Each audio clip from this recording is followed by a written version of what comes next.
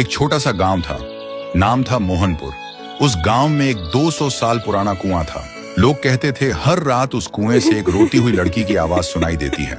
लेकिन एक बात सब लोगों को हैरान कर देती है, मोहनपुर गांव का जो भी लड़का उस कुएं के पास पानी पीने जाता है, वह 2 दिन के अंदर मर जाता है और मरा हुआ शरीर गायब हो जाता है। और एक दिन इसी गांव में एक शहर से अर्जुन नाम का लड़का आता है। अर्जुन वह छुट्टियों में अपने दादाजी से मिलने आए थे। एक दिन अर्जुन गांव के लोगों से सुना है कि वह कुआं बहुत डरावना है और कोई उसके पास नहीं जाता। लेकिन अर्जुन सोचते हैं डर सिर्फ अंधविश्वास है और कुछ भी नहीं। एक दिन धूप में जाते हुए अर्जुन को प्यास लगी और बिना किसी से पूछे वो सीधा उस कुएं से पानी पीने चला गया। तब अचानक से एक लड़की का चेहरा सामने आया। अर्जुन डरा हुआ था और तुरंत वहां से भागकर घर पर चला गया।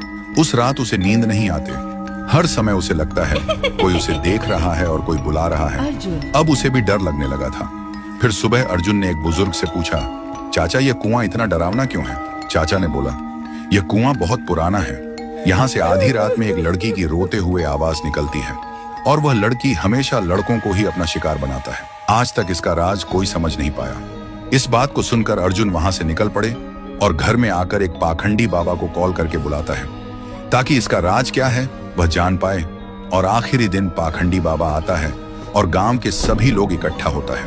पाखंडी बाबा उस कुएं को देखकर कांपते हुए कहता है कि यह तो बहुत ही भयानक है। कुएं के अंदर जो भी है उसको पकड़ना मेरे बस के बाहर है। ऐसे बोलकर पाखंडी बाबा उस गांव से निकल पड़े।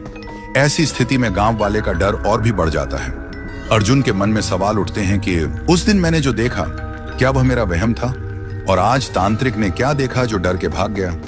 आखिरी दिन अर्जुन आधी रात में कुएं के पास एक पेड़ के पीछे छुप जाता है। अर्जुन देखा है कि कुएं के अंदर से एक अजीब सा रोने वाला लड़की का आवाज सुनाई देता है और तभी कुएं के अंदर से एक लड़की बाहर निकलती है। थोड़ी देर बाद एक लड़का गाड़ी लेकर गांव से गुजरता है। वह लड़की उसके सामने आ जाती है और लड़की उस लड़के को मार देता है और लड़के का शरीर गायब हो जाता है। अर्जुन यह सब देखकर हैरान रह जाता है।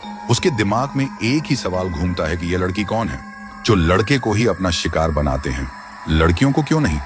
तो दोस्तों, अगर आपको जानना है कि उसे कुएं में वह लड़की कौन था और वह सिर्फ लड़कों को ही क्यों अपना शिकार बनाती है, तो कमेंट करो, पार्ट 2 चाहिए।